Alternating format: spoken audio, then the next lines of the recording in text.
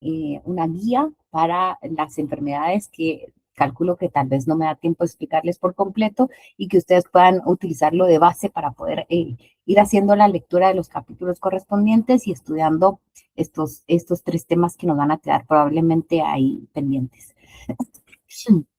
Pues bueno, entonces creo que ya estamos la mayoría. Vamos a empezar entonces, jóvenes, con el tema del género Mycobacterium. Entonces, en este género Mycobacterium, solo para ir refrescando un poquito cosas que ustedes ya saben, fue Robert Koch quien descubrió el bacilo de la tuberculosis. Esto fue aproximadamente en el año 1882 y Mycobacterium tuberculosis es el agente causal de la tuberculosis. Y hasta el año 1898, perdón, hasta el año 1898 se creía que eran los mismos bacilos, hasta que pues, fue Theobald Smith quien diferenció el bacilo de la tuberculosis bovina del bacillus de la tuberculosis que afectaba a los humanos. Esto a través de diferencias características en los medios de cultivo. Vamos a ver que dentro de este género bacteriano hay una amplia gama de microorganismos en cuanto a que hay especies que son saprófitas ambientales, pero también hay algunas especies que son patógenas oportunistas y finalmente algunos que son patógenos obligados. Es importante que las micobacterias van a tener preferencia por un hospedero en particular, pero ocasionalmente sí pueden afectar algunas otras especies. En general, las micobacterias van a producir enfermedades de tipo crónico y progresivas que normalmente cursan con un periodo de infección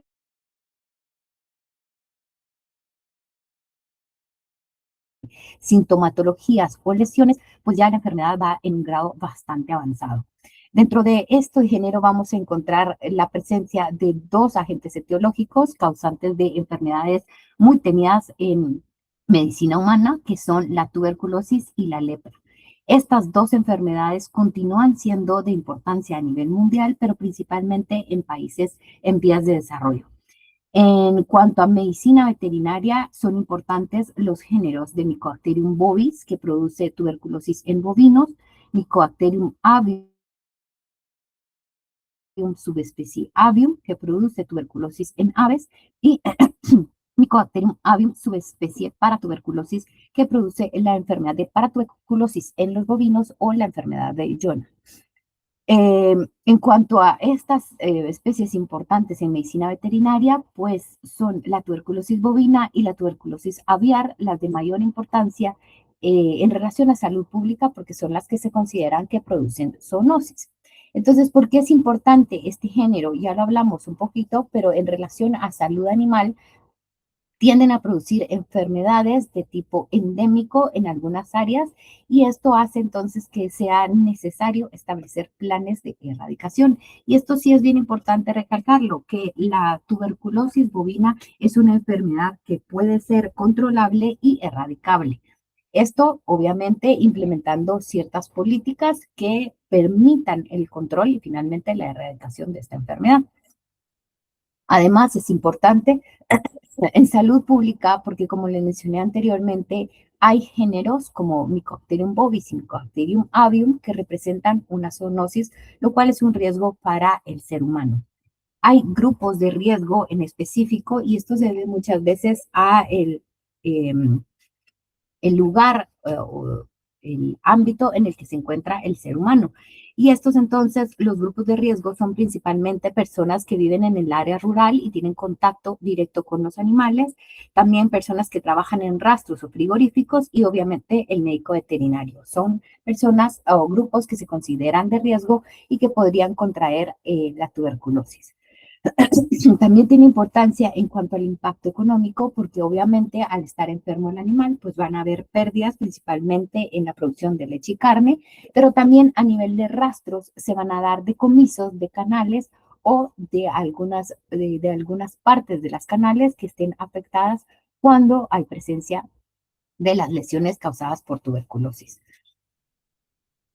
En relación a la morfología, las micobacterias pues son bacilos que son aerobios, ligeramente curvos o también algunos vamos a ver que son rectos y tienen un tamaño entre 0.2 a 0.6 micras de ancho por 10 micras aproximadamente de largo.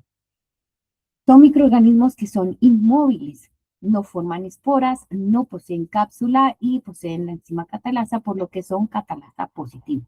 Algo muy importante de estas bacterias es que son microorganismos intracelulares, por lo que van a sobrevivir dentro de las células a las que infectan, principalmente los macrófagos.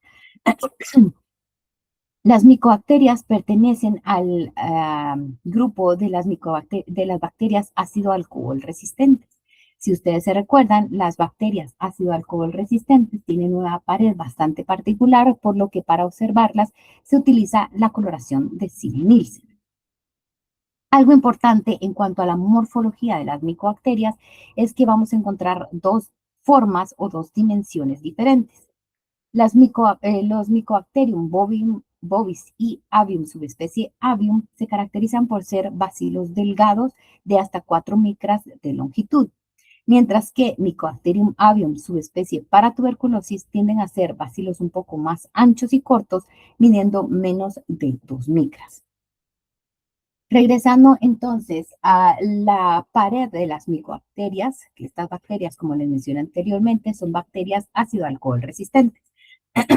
Al ser bacterias ácido-alcohol resistentes, les puse aquí una imagen solo para que recordemos un poco cómo está estructurada esta pared. Ustedes obviamente saben la estructura porque ya la vimos en la microbiología 1, pero solo por si alguien no se recuerda, vamos a refrescarlo un poquito. Tenemos entonces aquí la membrana citoplasmática formada por una capa, una bicapa de fosfolípidos. Esto es igual.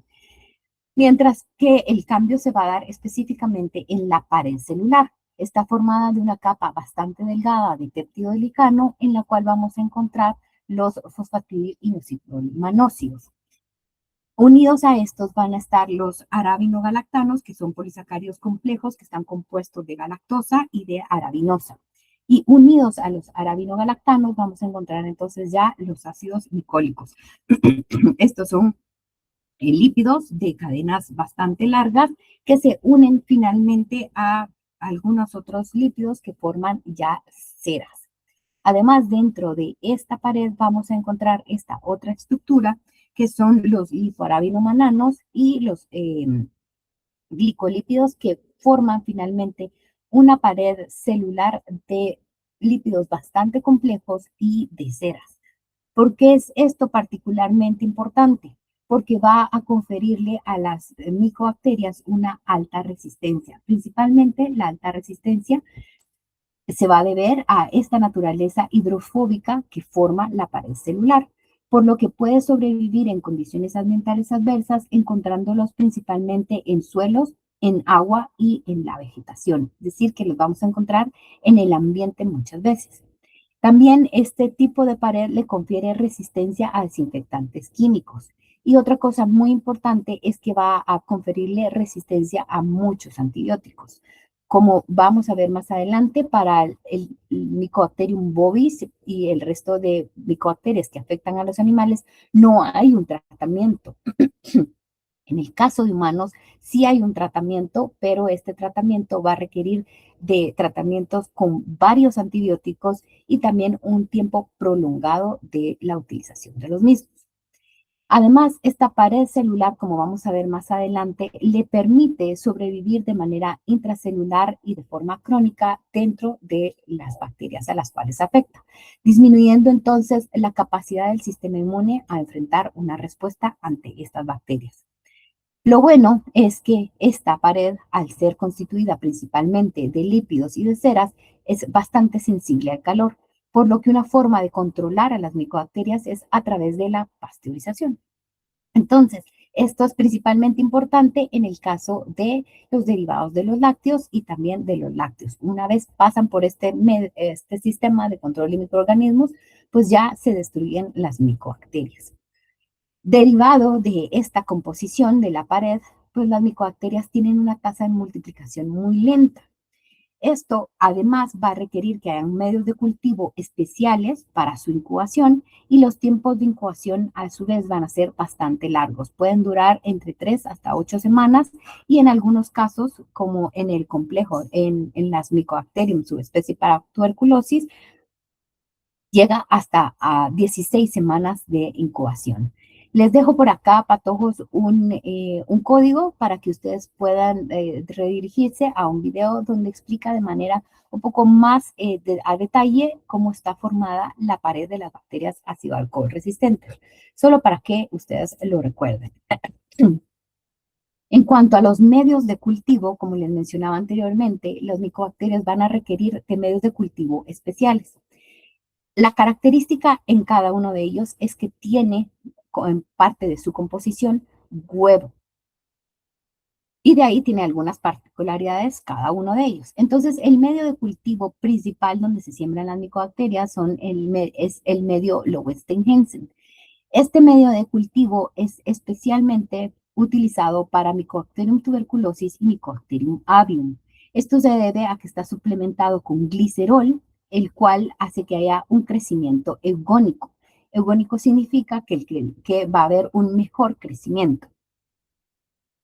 Además, hay otro medio de cultivo, que es este medio de cultivo Stonebreak, que se utiliza únicamente para Mycobacterium bovis, porque Mycobacterium bovis tiene la particularidad que en presencia de glicerol tiene un crecimiento disgónico, es decir, que hay una inhibición de su crecimiento cuando hay presencia de glicerol. Por lo que este medio de cultivo no tiene glicerol, sí tiene añadido huevo, pero además tiene como un suplemento el ácido pirúvico. Esto en lugar de las sales de sodio que contiene el Lowenstein-Hansen. Entonces, cuando hay sospecha de Mycobacterium bovis, se siembra la muestra en ambos medios, en un Stonebreak y en un Lowenstein-Hansen,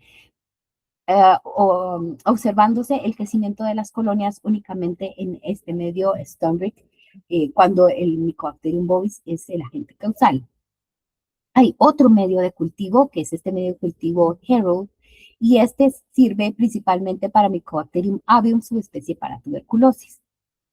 El Mycobacterium avium, pues sí puede crecer en presencia de glicerol, pero necesita que haya un agregado adicional, que es la micobactina J. Este sirve como un cofactor de crecimiento. Entonces, este medio, además de tener glicerina, tiene añadida la micobactina J. También tiene adicionado piruvato y es importante que este tiene antibióticos. ¿Y por qué contiene antibióticos? Porque este medio de cultivo Herald, al ser específico para avium, subespecie para tuberculosis, las muestras van a provenir principalmente de heces. Entonces necesita que haya piruvato y antibióticos para inhibir el crecimiento de otras micobacterias y además de flora acompañante que proviene de las heces. Entonces, en cuanto a la temperatura de crecimiento, la temperatura a la que crecen estas bacterias es de 37 grados centígrados, pero en el caso del complejo Adium pueden crecer hasta los 43 grados. Mycobacterium tuberculosis y Mycobacterium avium tienen un crecimiento lento que dura entre 3 a 8 semanas.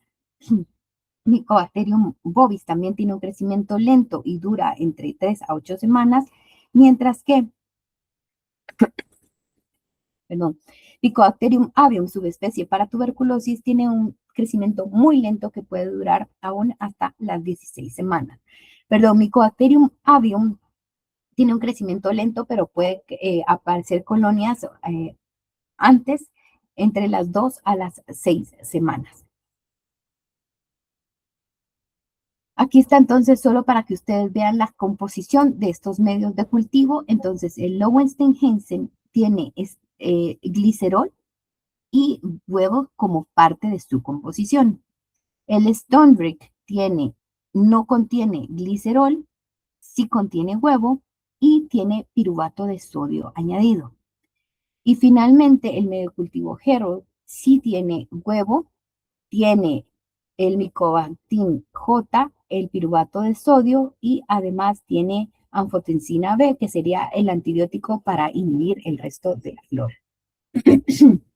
Disculpe, doctora, que la interrumpa. Sí, sí. ¿Será que puede repetir lo de las temperaturas? Por favor, es que no se le escuchó bien y están preguntando a los chicos. Gracias. Perdón.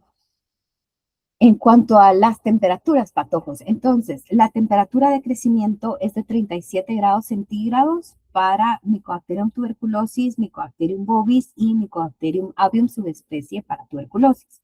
Mientras que para el complejo de Mycobacterium avium, el crecimiento va entre los 37 a los 43 grados centígrados. No sé si esa era la única duda. Por el momento creo que sí. Sí, ok. Vamos a seguir entonces con la clasificación. En cuanto a la clasificación, las micobacterias pertenecen al orden Actinomycetales, a la familia Mycobacteriaceae y al género Mycobacterium. Dentro de este género hay tres especies que les mencioné que son las más importantes en medicina humana y en medicina veterinaria, que son Mycobacterium tuberculosis, Mycobacterium bovis y Mycobacterium avium. Como vamos a ver, Mycobacterium avium tiene subespecies, de las cuales la subespecie avium y la subespecie paratuberculosis serían las más importantes. Pero aquí hay algo muy característico de las micobacterias, y es que tienen una clasificación distinta a las que hemos visto tal vez en otros microorganismos. Y hay una clasificación entonces que divide a las micobacterias en tres grandes grupos. El primer grupo está compuesto por el complejo de Mycobacterium tuberculosis, y son todas aquellas micobacterias que están relacionadas entre sí y que producen patologías de tipo tuberculoso. Perdón. Estas entonces van a ser, en general, van a tener un crecimiento lento, van a ser patógenas obligadas y se pueden transmitir entre humanos o hacia los animales, provocando cada una de ellas tuberculosis. Dentro de ellas encontramos entonces a Mycobacterium tuberculosis, que es el causante de la tuberculosis en humanos, también Mycobacterium bovis, que causa tuberculosis bovina, Mycobacterium africanum, que esto es principalmente el tipo de tuberculosis que da en África, en humanos, Capre y Microti, que afecta a los roedores. El siguiente grupo serían las micobacterias no tuberculosas. Estas micobacterias también se conoce como micobacterias atípicas y son todas las que no pertenecen al complejo de las tuberculosas. Algo muy importante en cuanto a este grupo es que las vamos a encontrar principalmente en ambiente. Entonces van a encontrarse en agua, en polvo, en suelo y aún formando biofilms. Este grupo a su vez se divide en un complejo avium y otras micobacterias no tuberculosas. Dentro del complejo avium están el Mycobacterium intracelulare, el Mycobacterium chimera y el Mycobacterium avium, que como les mencioné anteriormente, tiene varias subespecies, siendo la subespecie avium y la subespecie paratuberculosis las más importantes. Tenemos otro grupo que son las micobacterias no ambientales, y en este se van a clasificar micobacterias que son especiales, y son especiales principalmente porque dentro de ellas se encuentran los micobacterios que no son cultivables. Estas micobacterias que no son cultivables son aquellas que no se han podido cultivar en medios artificiales convencionales, y por lo tanto pues no se ha logrado el crecimiento in vitro. La supervivencia de estas micobacterias va a depender de los hospedadores, y muchas veces pues los diagnósticos en estos casos se hacen por histopatología. Es importante dentro de estas micobacterias, Mycobacterium lepre y Mycobacterium lepremuri.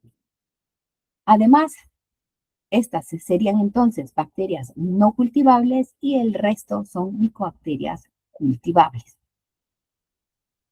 Otra cosa importante es que las micobacterias no, de tipo no tuberculosas se pueden llegar a clasificar también dependiendo principalmente de sus características de crecimiento y su capacidad de producir o no pigmentos. Dentro de estas entonces se encuentran este grupo o sea, las micobacterias tuberculosas se clasifican en una clasificación que se denomina clasificación de Röntgen. Y estas entonces va a clasificarlas en 4 grupos principales según su capacidad de producir pigmentos o no y de su velocidad de crecimiento. Entonces aquí encontramos los micobacteriums que son fotocromógenos, que estos van a desarrollar sus pigmentos únicamente cuando hay presencia de luz. Están los Mycobacterium escotocromógenos, que estos van a desarrollar pigmento aún cuando hay ausencia de luz. Y están los no cromógenos, que estos pues no van a producir ningún tipo de pigmento. El pigmento normalmente son pigmentos carotenoides, entonces se va a ver de color anaranjado en las colonias. Y finalmente estas son de crecimiento lento, mientras que el grupo 4 está constituido por micobacterias no tuberculosas que son de desarrollo rápido. Y aquí pueden haber cromógenas y no cromógenas. ¿Qué es lo importante de esta clasificación de Röntgen? Que dentro de este grupo vamos a encontrar al complejo avium y estas no producen ningún tipo de pigmento, por lo que en alguna medida podrían confundirse en un medio de cultivo con las micobacterias tuberculosas. Ok, ¿cuáles Doctor, son? Sí, sí. el Mycobacterium avium es igual que mi complejo Mycobacterium avium. Sí, si se dan cuenta, acá está el complejo Mycobacterium avium, está formado por 3 tipos de Mycobacterium. Dentro de ellos se encuentra el Mycobacterium avium con sus subespecies. Entonces se llama complejo porque hay varias, varias especies dentro de él. Ok, gracias. Entonces, dentro de las especies importantes está Mycobacterium tuberculosis, que produce tuberculosis en los humanos. El ser humano es el hospedero principal, pero también puede ocasionar tuberculosis en perros, en vacas, en citácidos y aún en canarios. Mycobacterium bovis va a producir tuberculosis bovina y el hospedero principal es el bovino. Hay hospederos ocasionales como los tejones, los ciervos, el ser humano, los gatos y algunos otros mamíferos. También puede producir la enfermedad en cabras y en ovejas. Lo importante es que produce zoonosis. Está Mycobacterium avium, subespecie avium, que produce la enfermedad de paratuberculosis o la enfermedad de Jona.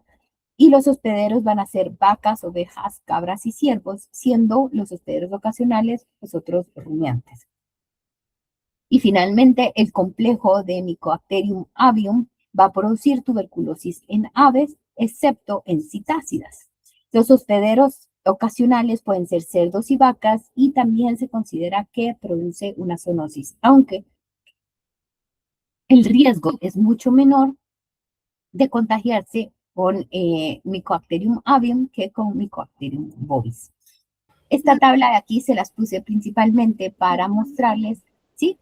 Disculpe, había dicho que los no cromógenos, en esos está Mycobacterium avium y que ese se puede confundir con Mycobacterium tuberculosis porque no produce pigmento, ¿verdad? Ajá, sí. Gracias. Okay.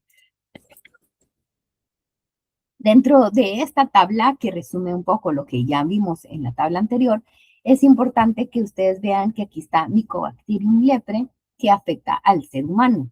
Pero les recalco esto porque muchas veces a lo largo de la carrera o al finalizar, pues hay cierta inclinación hacia animales o la fauna silvestre y muchas veces no se tiene el cuidado necesario cuando se atienden estos animales. Mycobacterium lepre se encuentra de manera normal en los armadillos, por lo que cuando ustedes toquen animales silvestres es importante que usen guantes y mantengan medidas de bioseguridad para no llegarse a contagiar en el caso de que el animal presente o contenga el Mycobacterium lepre. También está el Mycobacterium lepremurium, que este va a afectar a los gatos y puede ser, y se da principalmente por contacto con ratas o ratones que contengan este Mycobacterium. Entonces, es importante cuando llegue a la clínica algún animal con lesiones bastante, con lesiones que puede llegar a confundirse con algún tipo de hongo, por ejemplo, o lesiones que pareciera que hay una infección por picadura o por absceso. Es importante el uso de guantes porque ustedes nunca saben qué puede llegar a tener finalmente el animal.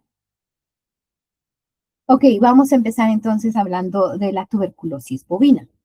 La tuberculosis bovina es producida por Mycobacterium bovis. Y como ya les mencioné anteriormente, esta es una enfermedad que es una zoonosis.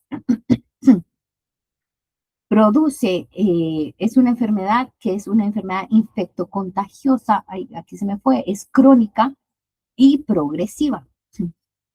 Afecta a los bovinos, pero también, como vimos, puede afectar a algunas otras especies, causando lesiones granulomatosas. Como vamos a ver más adelante, se forman tubérculos en distintos órganos, principalmente en pulmón y en ganglios linfáticos.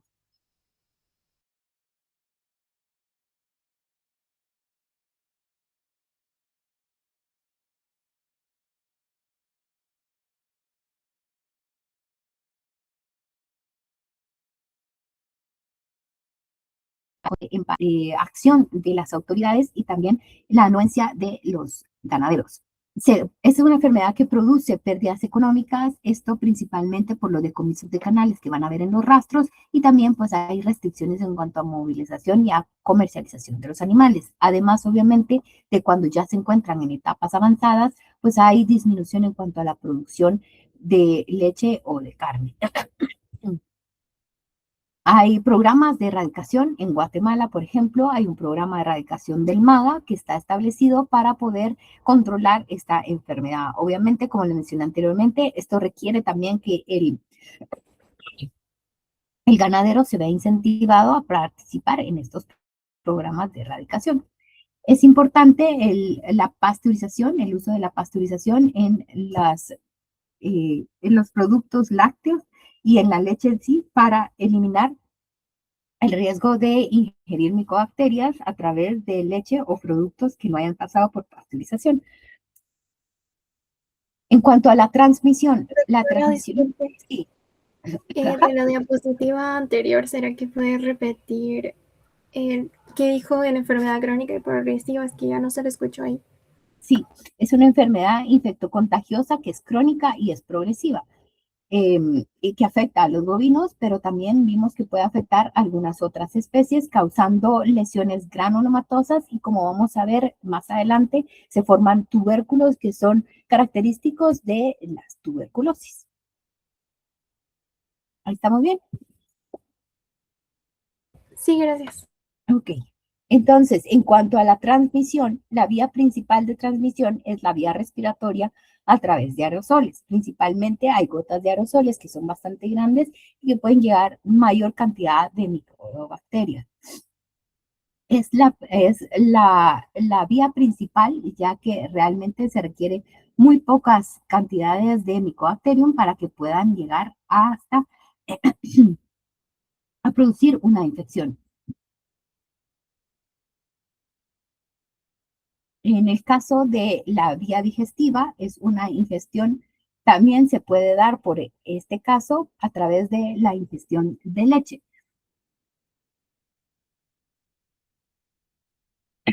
Perdón por todos. Pero realmente esto se va a dar más en terneros y también puede afectar también en gatos y en cerdos. También se ha visto que la ingestión de leche o de suero puede llegar a afectar a estos animales. Les mencionaba que la vía respiratoria es la vía principal, ya que para que el ganado pueda infectarse a través de la vía respiratoria se necesitan menos de 10 microorganismos para que pueda infectarse el animal, mientras que por la vía digestiva van a necesitarse aproximadamente de 10 a las 7 microorganismos para que la infección pues sea efectiva. Entonces, la principal vía es la respiratoria, aunque no se descarta la digestiva, y la digestiva tiene importancia principalmente en terneros. En cuanto al riesgo, el ganado lechero es el ganado más expuesto y esto se debe principalmente a las características de estabulación, principalmente el hacinamiento que puede haber y el manejo que se le da a estos animales. Y como les mencionaba, los terneros son los principales que conllevan riesgo porque pueden ingerir la leche. En cuanto al reservorio, la fauna silvestre se considera el reservorio principal de las micobacterias. Dentro de la fauna silvestre que pueden ser reservorio se encuentran los ciervos, también los cerdos silvestres, el tejón y algunos otros animales silvestres. ¿Por qué es importante la parte de los reservorios animales? Porque hay una parte de la epidemiología de la enfermedad que se lleva a cabo en la vida silvestre. Entonces, los bovinos pueden infectarse por estos hospederos silvestres que son hospederos de mantenimiento. Estos pueden llegar a contaminar el ambiente de tal manera que llegue a contaminarse ya el animal, el bovino. La ruta principal para el contagio, como les mencioné anteriormente, es a través de aerosoles, donde se requieren menos de 10 microorganismos para que se establezca una infección. Y la ruta secundaria es la ruta digestiva a través de la ingestión de leche y aún puede ser de heces, pero esta es más baja porque se requiere más de 10 a las 7 microorganismos para que se puedan infectar estos animales. ¿Hasta acá alguna duda, Pato? ¿Vamos bien hasta ahí? Sí, doctora. Ok, porque vamos a entrar a lo bueno. Vamos a hablar de la patogenia de Mycobacterium bovis. En cuanto a la patogenia, pues se inicia con un animal enfermo que está eliminando a través de aerosoles el Mycobacterium bovis. Un animal sano llega a inhalar estas micobacterias y es así como pueden llegar entonces hacia el tracto respiratorio. En el tracto respiratorio, las micobacterias van a ser fagocitadas tanto por macrófagos como por células dendríticas. Entonces se da la invasión del sistema respiratorio y estos macrófagos van a fagocitar a las micobacterias. Parte de la virulencia de las micobacterias recae en su capacidad de sobrevivir y de multiplicarse dentro de los macrófagos. Y esto va a suceder principalmente gracias a la pared de las micobacterias, formadas, como ya hablamos, por ceras y por algunos lípidos complejos, además de algunas proteínas que se van a encontrar. Entonces, el macrófago ingiere a las micobacterias. Estas, gracias a sus características de la pared celular, pueden entonces sobrevivir dentro del citoplasma de los macrófagos. Además de por su pared, estas van a lograr que haya una interferencia entre la fusión del fagosoma y del lisosoma, y al no darse esta unión fago-lisosoma, no hay destrucción de las micobacterias, sobreviviendo estas dentro del citoplasma de los macrófagos. Y de ahí, entonces, pueden llegar a infectar a otros macrófagos. Una vez se da este mecanismo de supervivencia, entonces van a irse acumulando macrófagos infectados en los alvéolos, en el sitio primario de infección o en el foco primario.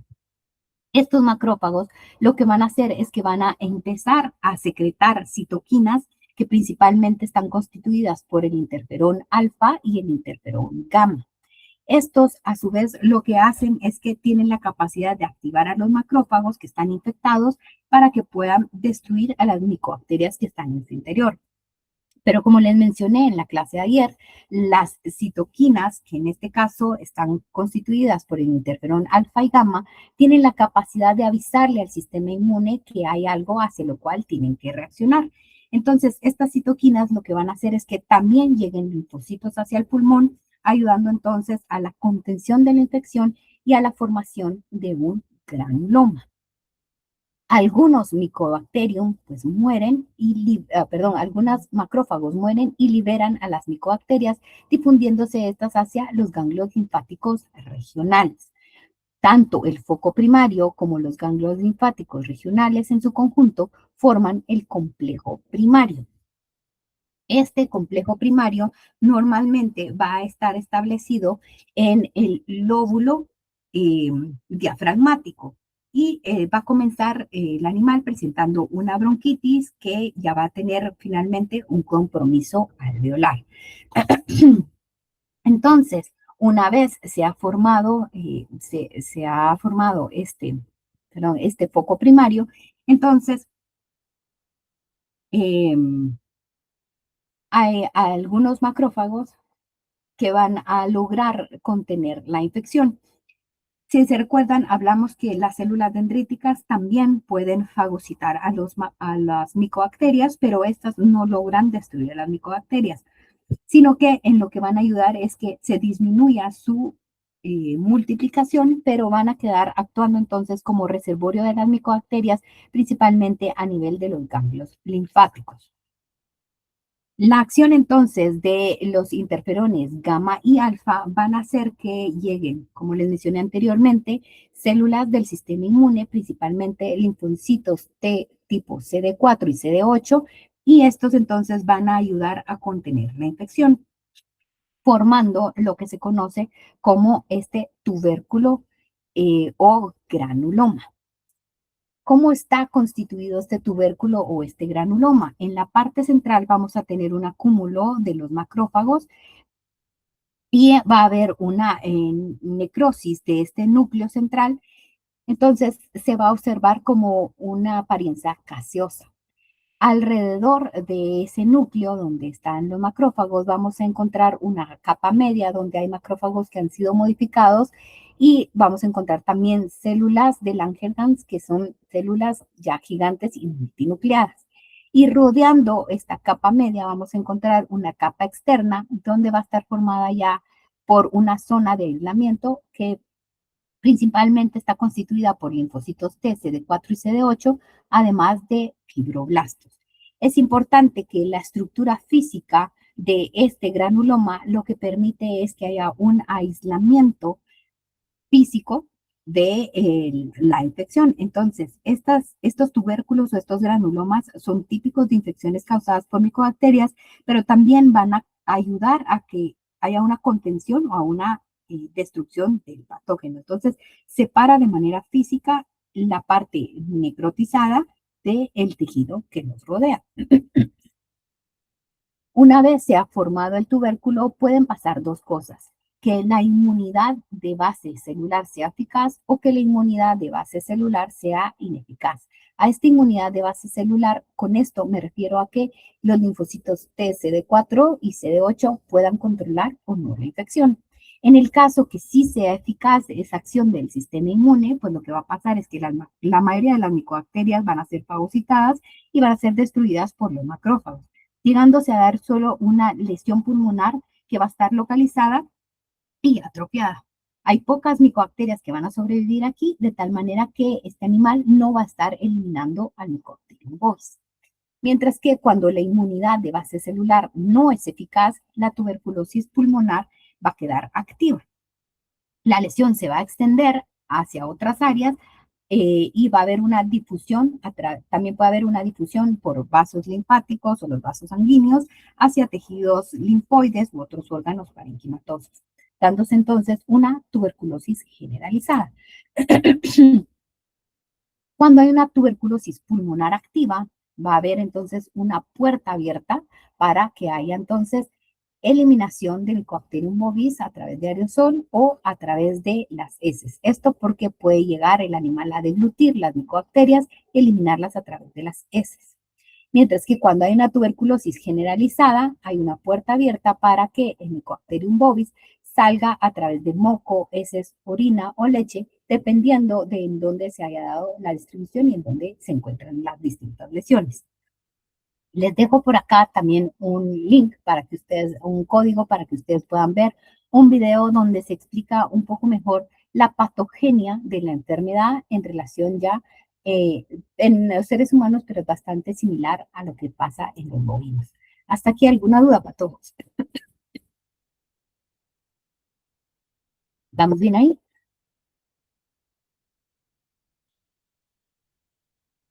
Ok. Entonces, hay algunos signos clínicos que solo van a ser evidentes cuando la enfermedad pues ya está avanzada. Dentro de ellos vamos a encontrar el animal presenta tos, pirexia intermitente, ya en una tuberculosis avanzada. También puede ocurrir que haya una mastitis tuberculosa y aquí va a haber un endurecimiento de los cuartos que estén afectados y una adenopatía retromamaria. Es importante que recuerden que la vía de contagio hacia terneros lactantes y aún hacia gatos puede ser por la ingesta de leche no pasteurizada y esto por la práctica de darle a los gatos leche. Si ustedes observan acá, se ven las lesiones que son los nódulos, los granulomas o los tubérculos que se forman principalmente, puede ser en pulmón, pero también pueden encontrarse en otras áreas como el hígado o riñón, dependiendo de hacia dónde haya sido la diseminación de, de las micobacterias. En cuanto al diagnóstico, el diagnóstico va a ser principalmente utilizando muestras como ganglios, los ganglios que estén afectados, también puede ser el pulmón o algunas otras vísceras. En el caso de rastro, pues el inspector sanitario es el que va a tomar las muestras de las lesiones macroscópicas y es importante que se utilice un medio de cultivo para el transporte de estas muestras. Antes que deben de estar bien identificadas con la sospecha de Mycobacterium tuberculosis. Se puede hacer el diagnóstico a través de cultivo, a través de un ELISA, a través de interferón gamma y a través de la prueba de tuberculina. Esto realizándose a nivel de campo. Para el cultivo se necesita hacer una descontaminación previa, por lo que muchas veces se utiliza hidróxido de sodio para hacer la descontaminación, luego se centrifuga y se descarta el sobrenadante y se siembra entonces el resto de lo que queda en la muestra. Se incuba a 37 grados centígrados y se espera hasta 8 semanas el crecimiento de estas micobacterias. También puede realizarse el diagnóstico a través del método de ELISA y esto lo que va a detectar son anticuerpos circulantes. Pero los anticuerpos se van a producir hasta los últimos estadios de la infección, por lo que esta no es una prueba muy confiable. También hay una prueba de interferón gamma que va a detectar animales en un estadio temprano de infección, por lo que esta es una prueba que se realiza comúnmente. Pero la prueba de campo que más se utiliza es la prueba de tuberculina. Y esta es la prueba, la técnica por excelencia para el diagnóstico in vivo. Se puede realizar únicamente 30 a 50 días post-infección, que es cuando va a dar entonces un resultado confiable. Se utiliza este purificado proteico para el diagnóstico.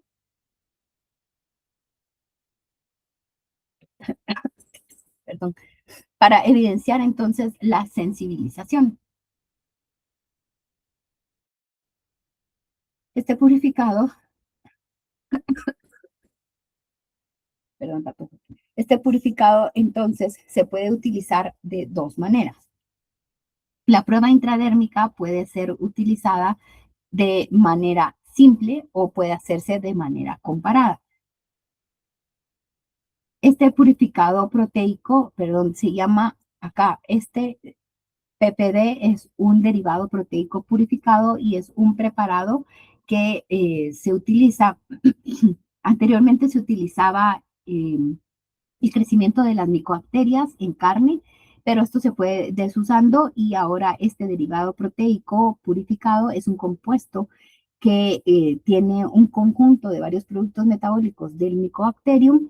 Esto se obtiene de una manera sintética y se va precipitando varias veces hasta que se logra este derivado proteico que ya está purificado y es lo que se utiliza entonces para la prueba de la tuberculina.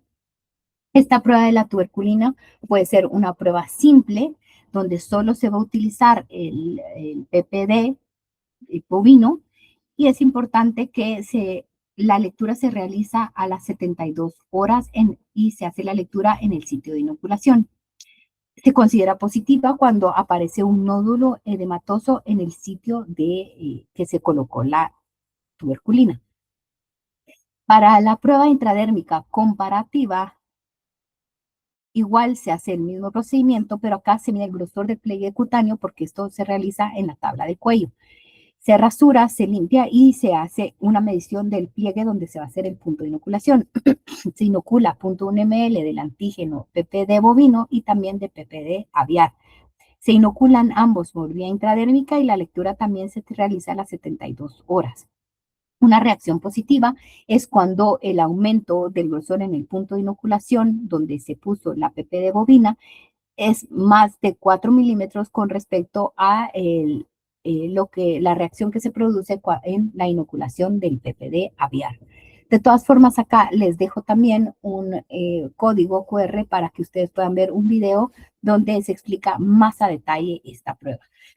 Entonces, lo que hace es que el antígeno es inyectado, las células presentadoras de antígeno empiezan a procesarlo y cuando reconocen las células T helpers 1 el antígeno, empiezan a emitir citoquinas que van a actuar sobre el endotelio vascular, haciendo que lleguen más linfocitos T, fagocitos y más proteínas, haciendo que haya ya una lesión visible y por eso se produce entonces la reacción en la prueba de la tuberculina.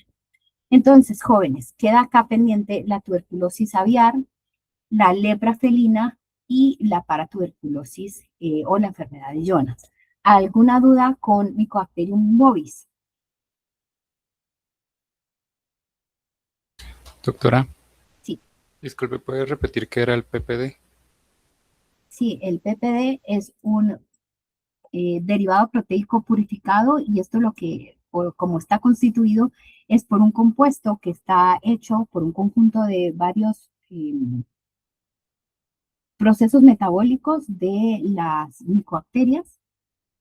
Estos se obtienen de manera sintética y se van precipitando para poder ir purificando esta sustancia. Y finalmente eso es lo que se elimina al animal.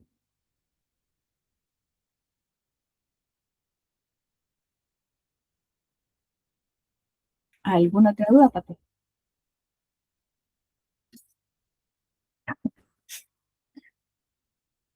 ¿Estamos ahí? Entonces, jóvenes, voy a subirles la presentación para que ustedes tomen como base la información de cada una de las diapositivas y que puedan entonces ustedes leer. En el libro de Quinn está explicada la tuberculosis aviar y la lepra felina. También está explicado para tuberculosis y en el libro de Stanchi está la paratuberculosis. Entonces, para que ustedes puedan hacer una lectura de estas tres enfermedades que hacen falta, les voy a subir la presentación, pero la presentación como es una referencia nada más a los puntos más importantes. Entonces, si no hay más dudas, patojos, dejamos la clase ahí y tendríamos examen corto de esta clase la próxima semana, el día lunes. Si hay alguna duda o algo que quieran que aclaremos, aparte que nos vamos a ver el día jueves, pueden escribirme en la plataforma.